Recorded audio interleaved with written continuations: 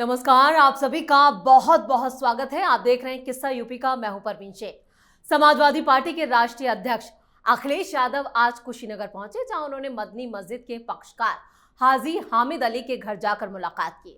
पूर्व मुख्यमंत्री अखिलेश यादव ने हाल ही में मृतक पक्षकार शाकिर अली के परिवार से मिलकर उन्हें सांत्वना दी। बीते दिन शाकिर अली का निधन हो गया था, जिससे इलाके में शोक का माहौल है।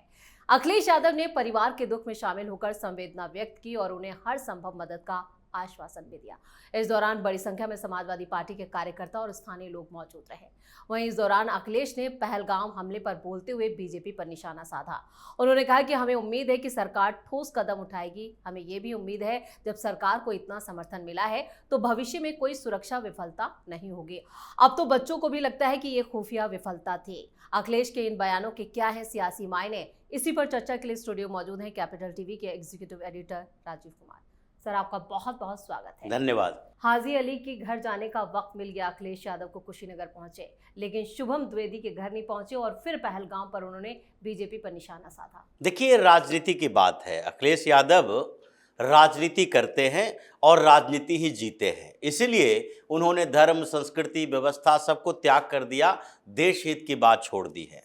अगर आपसे ये सवाल पूछा गया था कि शुभम द्विवेदी के घर क्यों नहीं गए, तो उन्होंने कहा था कि मेरा कोई सगा संबंधी नहीं है, बहुत ज़्यादा कोई लेना देना उससे नहीं है और भारतीय जनता पार्टी कुछ गड़बड़ करवा सकती है।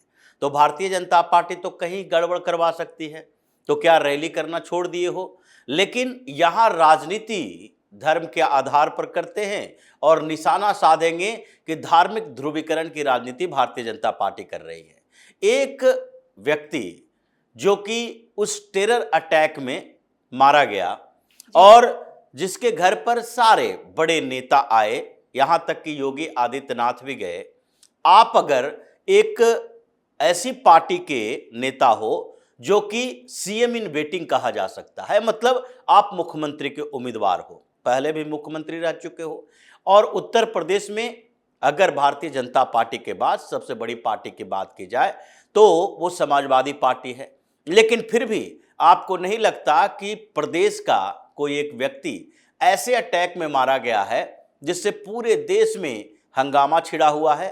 हिंदुओं में गुस्सा है इस बात को लेकर कि उसके परिवार वाले, शुभम द्विवेदी के परिवार वाले भी कह रहे हैं कि हम वहां पर थे और हमसे आकर पूछा गया, और जब हमने उनसे पूछा, उसकी बहन कह रही है कि हमने पूछा भैया हुआ क्या, तो उसने पूछा हिंदू हो या मुसलमान हो, और उसके बाद जब हमने कहा कि हिंदू हैं तो उसने गोली मार दी। लेकिन इस पूरे हंगामे के बीच अखिलेश यादव अभी तक ये नहीं कह पाए हैं कि ये टेरर अटैक जो है वो मजहब के आधार पर, धर्म के आधार पर किया गया था। इसमें कहने में कोई गुरेज नहीं होनी चाहिए। ये हिंदुस्तान के बाहर कई जो ऐसे सेकुलर कंट्री कहे जाते हैं, सबसे बड़े लोकतांत्रिक देशों में से एक, वो सारे देशों के मिनिस्टर्स, अधिकारी, पदाधिकारी, सारे लोग इसे इस्लामिक टेरर अटैक कह रहे हैं जी। क्योंकि ये पहली बार ऐसा हुआ कि सरकार पर दबाव डालने के बदले यहां हिंदुओं के ऊपर दबाव डालने की बात की गई। अगर वहां अंधाधुंध फायरिंग कर दी गई होती, मार दिया गया होता, मर्डर किया गया होता, तो ये माना जाता कि कश्मीर में पहले से अशांति है और पाकिस्तान प्रायोजित आतंकवाद है। तो आतंकवाद इसलिए है क्योंकि कश्मीर को आज़ाद कराने की ये लोग मुहिम छेड़ रखा है और ये चाहता है कश्मीर आज़ाद हो जाए। आज़ादी का मतलब इन लोगों के लिए है कि पाकिस्तान के साथ चला जाए, लेकिन ये एक विचारधारा है, आज़ादी की विचारधारा इनके अनुसार। लेकिन उसमें अगर वो विस्फोट करता है, हंगामा करता है, कहीं जो बम विस्फोट होते थे कश्मीर में, उसमें हिंदू और मुसलमान नहीं देखा गया। बिल्कुल। घाटी के क्षेत्रों में यानी सिक्योरिटी फोर्सेस के ऊपर भी, ये हर जगह पर जो आतंकवाद की सही परिभाषा है, जिसके लिए आतंकवादी लोगों को कहा जाता है, चाहे जम्मू कश्मीर में हो या नॉर्थ ईस्ट के स्टेट में हो या फिर किसी वैसी जगह पर हो जहां नक्सलवाद पनपा हुआ है। लेकिन यहां पर यह आतंकवाद नहीं बल्कि एक धर्म विशेष को टारगेट करने वाले अटैक था, और उसमें अखिलेश यादव एक बीच का रास्ता अपना रहे हैं। पिछले दिनों कहा कि आतंकवाद का कोई धर्म मजहब नहीं होता। ठीक है, आतंकवाद का धर्म मजहब नहीं होता, लेकिन आप संदर्भ क्या ले रहे हो? इस अटैक का संदर्भ ले रहे हो। तो इस अटैक के संदर्भ में तो आपको बताना चाहिए कि हमला करने वाला कौन था, हमला करने वाले ने पूछा क्या।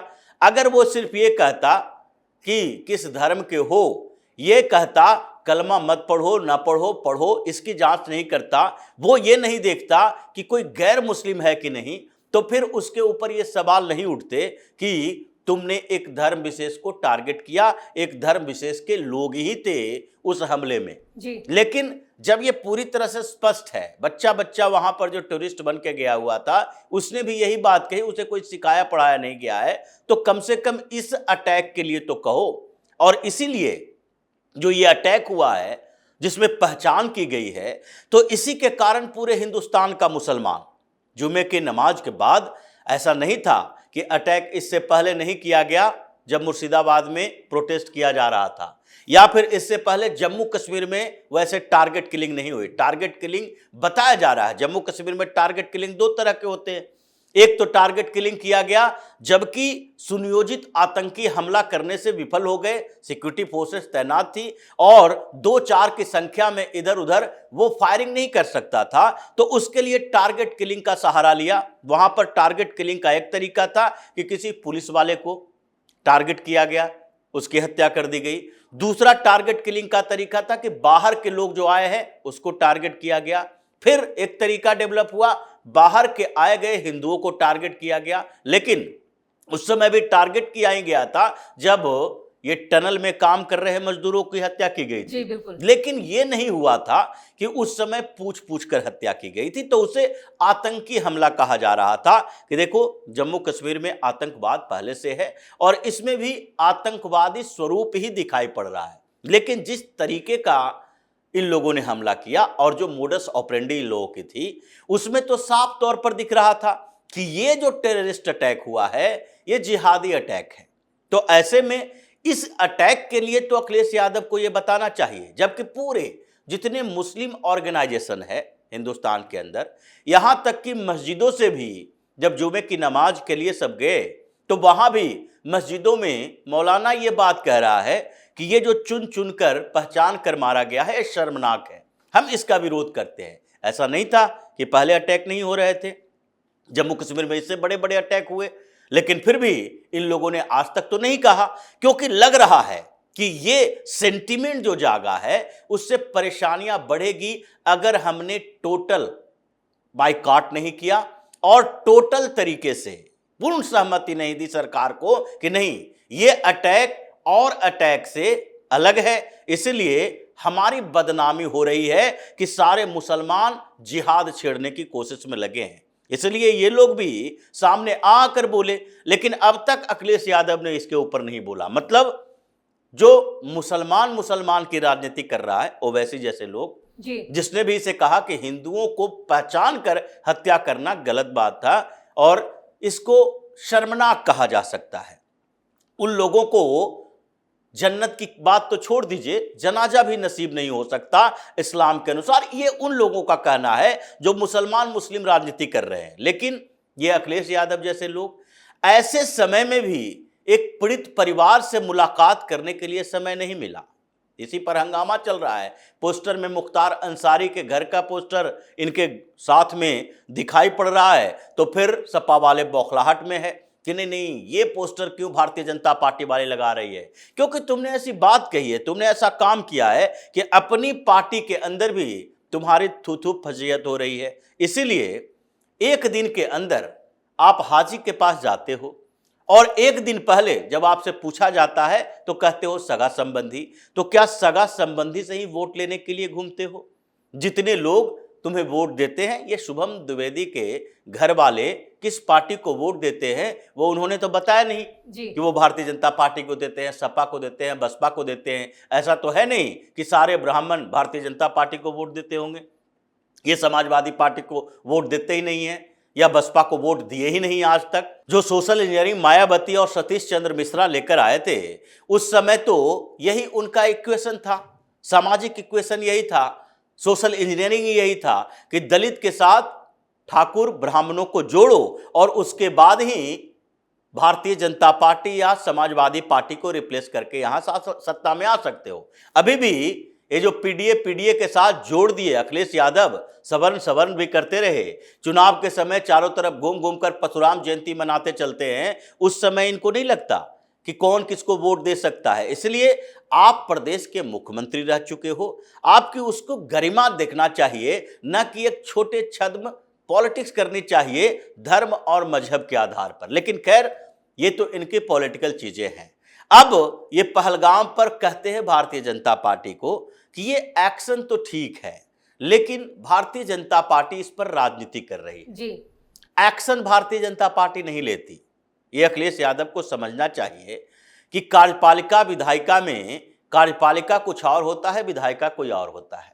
जहाँ जो सारे मेंबर्स ऑफ पार्लियामेंट है विधायिका में ही आएंगे, चाहे समाजवादी पार्टी का हो या फिर भारतीय जनता पार्टी का हो। तो वहां पर जो एक्शन ले रही है वो सरकार है। सरकार भारतीय जनता पार्टी नीत सरकार है एनडीए की, उसमें दूसरी सहयोगी पार्टियां भी शामिल है।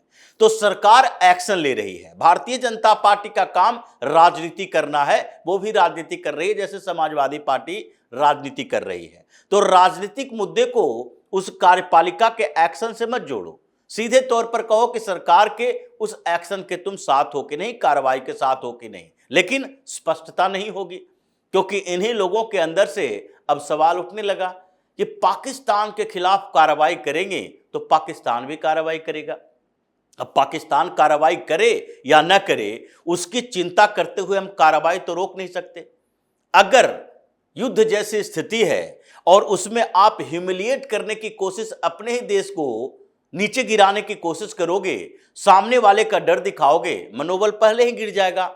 इन लोगों ने 70 सालों तक यही किया है, चाहे जितने भी पाकिस्तान के साथ युद्ध हुए हों या फिर चीन के साथ युद्ध हुए हों, हर समय यही डर दिखाया पाकिस्तान के साथ युद्ध जैसी स्थिति होगी तो पाकिस्तान भी कार्रवाई करेगा।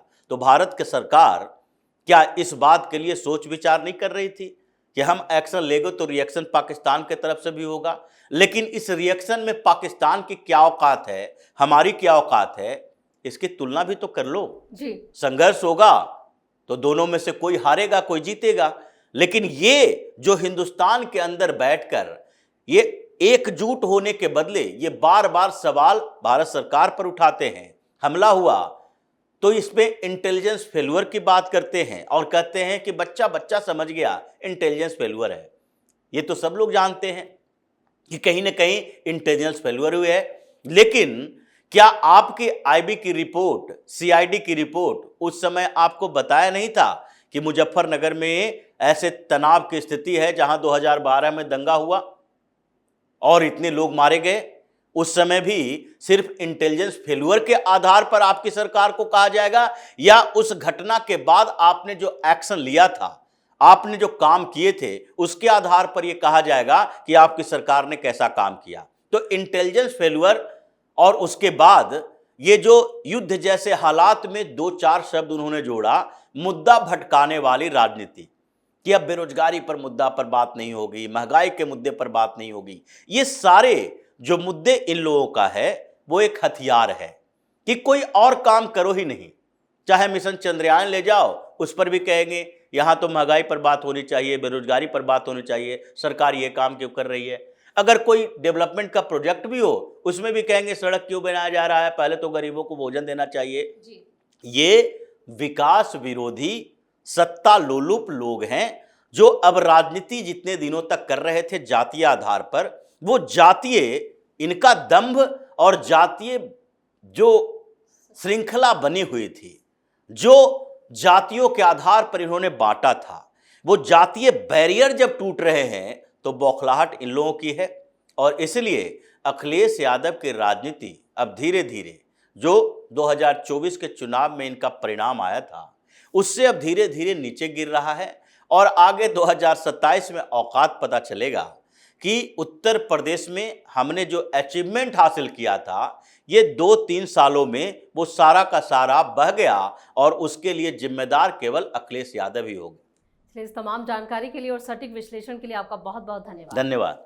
वैसे ये कोई पहली बार नहीं है जब अखिलेश यादव ने पहलगाम हमले पर बीजेपी सरकार के खिलाफ जहर उगला हो। वो लगातार इस तरह की बयानबाजी कर रहे हैं, जबकि वो खुद ना तो ऑल पार्टी मीटिंग में शामिल हुए और ना ही पीड़ित परिवार शुभम द्विवेदी के घर पहुंचकर उन्हें सांत्वना दी, जिसको लेकर अखिलेश खुद सोशल मीडिया पर लोगों के निशाने पर हैं और उनकी जमकर आलोचना हो रही है। अब फिर उन्होंने सरकार पर सवाल उठाकर अपनी मुश्किलों में इजाफा कर लिया है। इस खास शो में इतना ही। वीडियो कैसा लगा कमेंट करके अपनी राय जरूर दें। वीडियो को लाइक करें, शेयर करें और कैपिटल टीवी को सब्सक्राइब जरूर करें। धन्यवाद।